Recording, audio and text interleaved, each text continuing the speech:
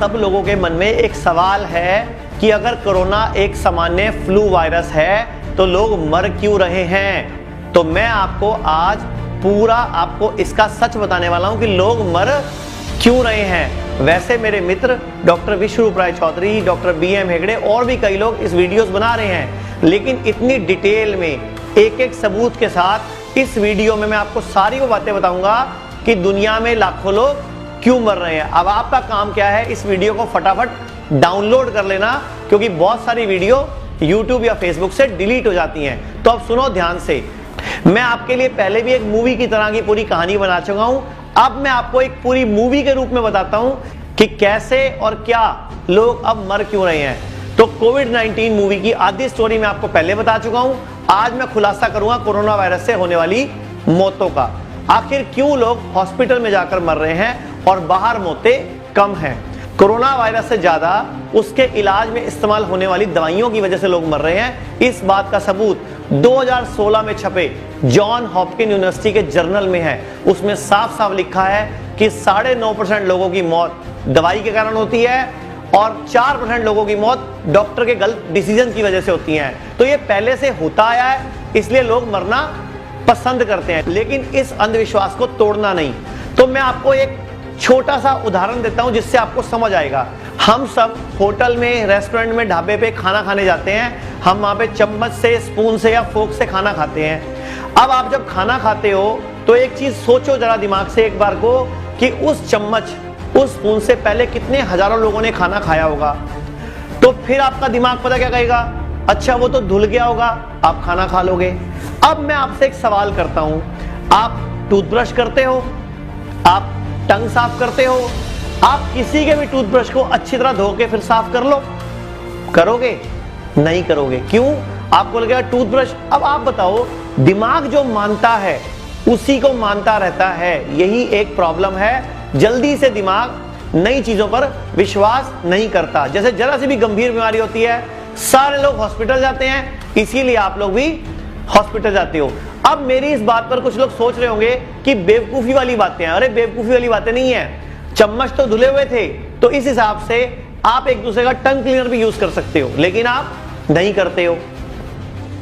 आप बताओ, कभी आपके दिमाग में आया होटल या ढाबे में जाके उस चम्मच से खाना खाते टाइम क्या मुझे बीमारी हो सकती है? नहीं आया, क्योंकि आपको आदत पड़ी हुई, आपकी धारणा बनी हुई है। अरे भाई, आप लोग दवाइयों के साथ भी यही कर रहे हो और मौत के करीब जा रहे हो, जो मैं साबित कर सकता हूं। अब आप बताओ, मेडिकली स्ट्रॉन्ग और WHO को फॉलो करने वाले देशों में मौत का आंकड़ा ज्यादा क्यों है? अब मैं इसके आपको कई कारण बताता हूं, ध्यान से सुनना और इस वीडियो में पूरा इंटरेस्ट आएगा। और जितने जानने वाले लोग हैं ना, उनको इस वीडियो को शेयर भी करना है। पहला कारण, इंसानों पर एक्सपेरिमेंट हो रहे हैं, उनको कॉम्बिनेशन की दवाइयां दी जा रही है, जैसे antiviral, anti malarial, antibiotic, antipyretic, anti HIV, जैसे रेमडेसिविर, डोराविरिन, हाइड्रोक्सीक्लोरोक्विन, रिल्पिविरिन, पैरासीटामोल, एक साइक्लोवर, एजिथ्रोमाइसिन, सिफामाइसिन। अब कोई भी व्यक्ति इन दवाइयों के होने वाले नुकसान के बारे में नहीं बता रहा। कोई नहीं बताता कि इन दवाइयों से हार्ट फेल हो सकता है, डिप्रेशन हो सकता है, सांस लेने में दिक्कत हो सकती है, निमोनिया के लक्षण आ सकते हैं, किडनी फेल हो सकती है, लीवर फेल हो सकता है, मिर्गी, पेशाब में खून आना, खून की कमी जैसे साइड इफेक्ट्स तो इन दवाइयों के कॉमन है। नेट पे जाके इन दवाइयों के नाम लिखो, चेक कर लो, तो आपको एक सवाल का जवाब मिलेगा कि मौतें एक साथ इतनी क्यों हो रही हैं। जब भी हम इन दवाइयों को एक साथ यूज करते हैं तो डेडली कॉम्बिनेशन बन जाता है। 27 मार्च 2020 को जामा कार्डियोलॉजी में पब्लिश हुए एक जर्नल में बताया गया है कि पिछले 40 सालों में एंटी मलेरियल और एंटीबायोटिक जब भी दवाइयां एक साथ दी गई हैं तो दिल की धड़कन बहुत ज्यादा बढ़ जाती है, जिससे सडन हार्ट फेल होता है। 27 मार्च को जर्नल ऑफ मेडिकल एसोसिएशन में पब्लिश हुई एक रिसर्च में बताया गया कि इन दवाइयों की वजह से हार्ट इंजरी हो रही है और हर 3 में से 1 मौत इसी वजह से हो रही है। इंडिया टुडे ने भी 30 मार्च को एक न्यूज दी थी कि गुवाहाटी में एक डॉक्टर की मौत हुई हाइड्रोक्लोरोक्विन की वजह से, और जांच के बाद पता चला कि दवाई के कारण ही उन्हें कार्डियक अरेस्ट हुआ था। 9 मई को हांगकांग के एक न्यूज़पेपर ने ट्रिपल ड्रग थेरेपी से जल्द ठीक हो सकते हैं कोरोना वायरस के मरीज, एक खबर छापी थी और साइड पे एक छोटा सा बॉक्स लिखा था साइड इफेक्ट, जिसको इतना बड़ा करके लिखना चाहिए था। अब ये सब बताने का मकसद मेरा सिर्फ इतना है कि दवाइयों के सहारे हम जिंदा नहीं रह सकते, लेकिन मर जरूर सकते हैं। और पूरे विश्व में आज तक कोई एक भी रिसर्च पेपर ऐसा पब्लिश नहीं हुआ कि इन दवाइयों को इकट्ठा लेने से कोई फायदा है।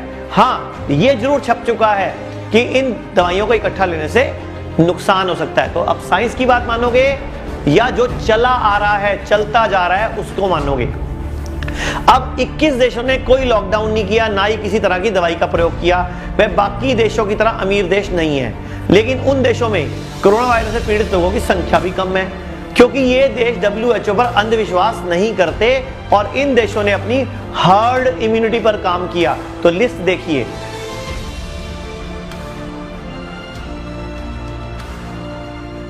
WHO पर हस्या भरोसा हर चीज मानी जा रही है, लेकिन ये वही WHO है जिसने प्रिडिक्ट किया था कि कोरोना से भारत में मार्च तक 60 लाख लोग लगभग मर सकते हैं अगर लॉकडाउन नहीं किया, और अगर लॉकडाउन किया तो भी लगभग 30 लाख लोगों की मृत्यु निश्चित है।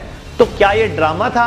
डराने का एक धंधा था, क्योंकि डराएंगे नहीं तो धंधा कैसे चलेगा? कोरोना से ज्यादा लोग तो अस्थमा से मर रहे हैं, लेकिन सबके मन में डर पैदा कर दिया गया है, और ऐसा डर जो निकलने का नाम ही नहीं ले रहा। अब दूसरा कारण है वेंटिलेटर। वेंटिलेटर लगाने से रेस्पिरेटरी पाथवे में रुकावट आती है, जिसके कारण ज्यादा बलगम बनता है। वेंटिलेटर पर रहने के कारण निमोनिया का खतरा बढ़ता है, जो कि कोविड-19 का बड़ा कारण है। वेंटिलेटर पर डालने के कारण लंग्स की मसल्स कमजोर होती हैं, जिसके कारण फेफड़ों में पानी भरने लगता है। लंग्स में कार्बन डाइऑक्साइड की मात्रा बढ़ती है, और लंग्स में रेजिड्यूसल स्पेस में जहरीली गैसों की मात्रा ज्यादा होने से बॉडी में एसिडोसिस होने लगता है, और यह भी मौत का एक बहुत बड़ा कारण है। तीसरा कारण जो सामने आया है वो है डर और तनाव। कोरोना वायरस पूरा व्यापार ही डर और तनाव का है। ये बढ़ने के कारण ही कार्टिसोल नाम के हार्मोन की मात्रा शरीर में बढ़ रही है, जिसकी वजह से इम्यूनिटी धीरे धीरे कम हो रही है और हम इन्फेक्शन के चपेट में आ रहे हैं और मौतें ज्यादा हो रही हैं। चौथा कारण, कोरोना के साथ और बीमारियों का होना भी एक बहुत बड़ा मुख्य वजह है मौतों की। National health institute of Italy ने 20 मार्च 2020 को कहा था कि इटली में जितने भी लोगों की कोरोना वायरस से मौत हुई, उसमें 48% लोगों को कोरोना के अलावा 3 बीमारियां और थी, और 26% लोगों को कोरोना के अलावा 2 बीमारियां और थी, और 23% लोगों को कोरोना के अलावा 1 बीमारी और थी। तो अब आप बात करो तो सिर्फ 3% लोग बचे जो कोरोना से मरे। और ऐसे ही 26 मार्च को new England journal of medicine ने और 27 मार्च को द लैंसेट की रिपोर्ट के अनुसार कोरोना वायरस से डेथ का रेट सिर्फ 0.1% है। WHO और हमारी सरकार अब ये कह रही है कि कोरोना जाने वाला नहीं है। तो ये बात तो मैं कब से कह रहा था कि आप नेचर की मानो या साइंस की, वायरस खत्म नहीं होता, बल्कि समय समय पर अपना आकार बदलता रहता है। WHO कह रहा है कि आपको कोरोना के साथ जीना सीखना पड़ेगा, लेकिन दुनिया तो पहले ही कोरोना के साथ जी रही है। कोरोना वायरस कोई पहली बार नहीं आया, इससे पहले इसी प्रजाति का पहला कोरोना यूएस में 1965 में आया था, दूसरा नीदरलैंड में 2004 में आया था, तीसरा हांगकांग में 2005 में आया था, और चौथा चाइना में 2019 में आया था। अब इन सब वायरस का मोर्टेलिटी रेट, सिम्टम, टेम्परेचर कितना तक बढ़ता है, लंग्स कितने डैमेज होते हैं, आज कोविड-19 में भी सब कुछ उसी तरीके से है। तो यह सब कुछ नहीं, सिर्फ एक पिक्चर है, और आप इस पिक्चर के एक उपभोक्ता हो, यानी कि आप एक बिजनेस मॉडल हो, और आपसे कल को वैक्सीन के नाम पे या दवाइयों के नाम पे बड़ी बड़ी कंपनियों को पैसा चाहिए, और ये डर का कारोबार जिंदा रखने के लिए ये कंपनियां ये खेल खेलती हैं। तो मैं आपको ये बताऊं कि कोरोना पहले भी कई बार आ चुका है, और कोरोना का इलाज नहीं है, और ना ही जल्दी से इसकी कोई वैक्सीन तैयार होगी, क्योंकि ये एक RNA वायरस है, और इसकी खुद की बदलने की, म्यूटेट करने की क्षमता DNA वायरस के मुकाबले ज्यादा है। इसलिए मेरी आप सबसे गुजारिश है कि हो सके तो दवाइयों से दूर रहें, इस झूठ से दूर रहें कि वैक्सीन आएगी आपको बचाएगी। अपने आप को आप खुद को बचाना है, अपनी इम्यूनिटी को बढ़ाने पर जोर दें, और अंत में WHO भी यही कहने वाला है, सरकार भी यही कहने वाली है। और मैं तो फिर आपको बोल रहा हूं बार बार कि अपने देश की बनी पद्धति आयुर्वेद को अपनाओ, स्वदेशी को अपनाओ, भारत को आगे बढ़ाओ। और ये वीडियो अगर आपको लगता है लोगों के काम की है, लोगों की आंखें खोलने वाली है, तो इसको शेयर करो और पूरे भारत में फैला दो।